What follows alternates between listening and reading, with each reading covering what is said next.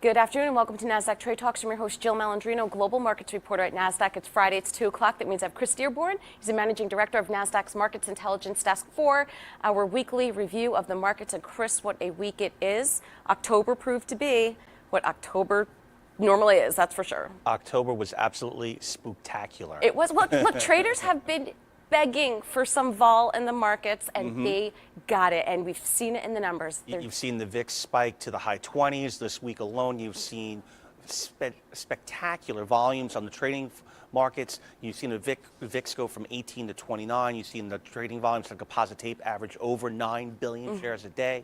You're following in October where the markets got crushed across the board. It didn't matter what sector you were in. Everything was down across the board.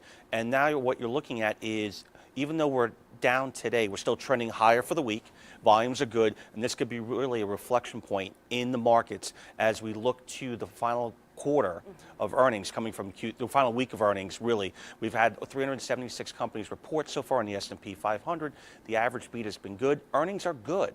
Companies are making money. The question is, what is the guidance going to be, and what is the trade impact going to be? And that's really where we are. People are speculating what's going to be moving us forward, as they should. Right. Well, it's so interesting. I think it was Friday or Monday, all the averages were in correction territory. And then you look at the tape yesterday, and it's more than half came back. This has been, including February, when the market sold off significantly, this has been a year of you buy the dip. Ever since the presidential elections back in 2016, when you had a sell-off, you bought that sell-off either late that day or the next day, and you rewarded fairly quickly. People tried that in October, and they got run over day after day after day. And what happened was that they had to figure out where and when is the right timing. And with that, once the end of October came, you saw that a little bit of a rally.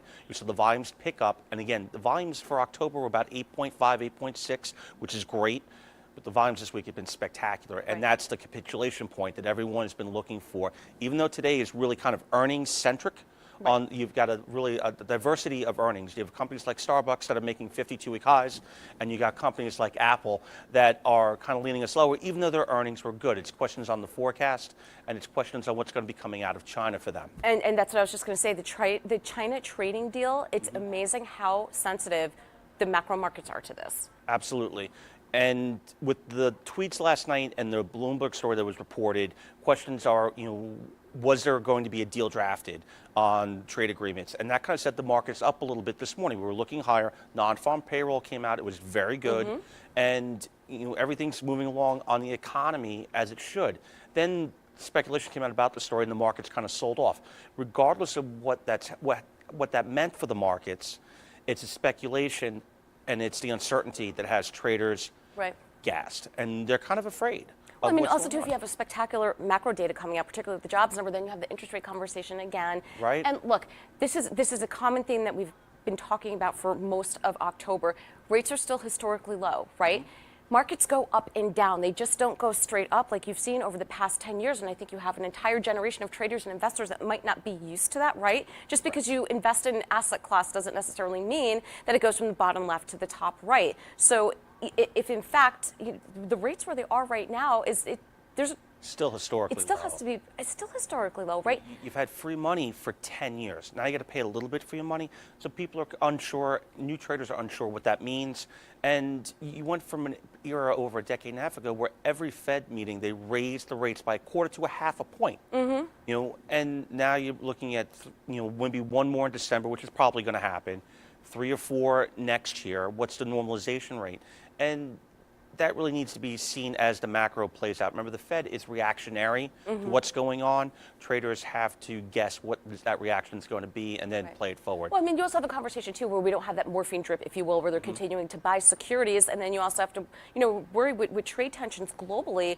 We have significant foreign investors in our treasury market, and I think that's part of the issue as well. But we could speculate on that all day. Let's look at the trading week ahead. Still kind of in the thick with earnings. Absolutely. You've got about 60 S&P 500 companies reporting next week. Tech-heavy part of it's, for the most part, done. Apple was the big one today. But you got the consumer names coming out. Starbucks came out this morning. Spectacular numbers. Rewarded investors with a nice big jump, 52-week high there. You're going to see some more of those names start to roll out. Remember, retail comes out late in the cycle of the earnings period. The numbers have been pretty good overall. You've seen on the growth rate a number north of 20, which is pretty good, a little bit light from last year, but overall the numbers have been good. The beat has been there. All sectors have been beating across the board. And with that, the question is, do they mention tariff or not on their earnings call? There's about a third of the companies now that bring that up on their earnings call. We don't know what tariff impact is going to be, or it's going to be this. Is that a fear gauge, or is that just the new reality to where these companies are going to be? That's what remains to be seen. All right. Well, thank you very much for joining me as always. And quick programming note, I will be on the road in Philadelphia next Friday and Singapore the following Friday. Back with you on Black Friday, November 23rd. Chris will be at the helm. Thank you for joining me throughout the week. I'm Jill Malandrino, Global Markets Reporter at Nasdaq.